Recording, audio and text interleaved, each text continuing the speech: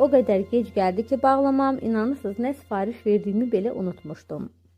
Ara sıra xəbərlərdə izləyirdim, Instagramda falan baxırdım, digər blogerlərə də görürdüm ki, hər kəsin bağlamasında gecikmələr müşahidə olunur. Elə ailə üzvlərimdən də sifariş verənlər var idi, onlar da dedilər ki, çox gecikmə olur. Adətən Temu bağlamaları 2 həftə ərzində gəlirdi. Bu dəfə nədənsə çox gecikmə oldu. Mənim bağlamam artıq 1 aydan çoxdur ki, gəlib çıxmaq bilmirdi və nəhayət bugün gəlib və sevinə-sevinə açıram, görüm içində nələr var.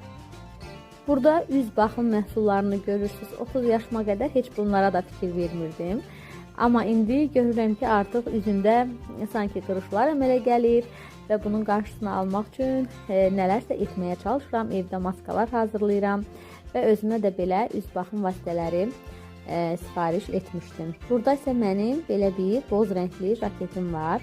Bunu da çox sevirək almışdım.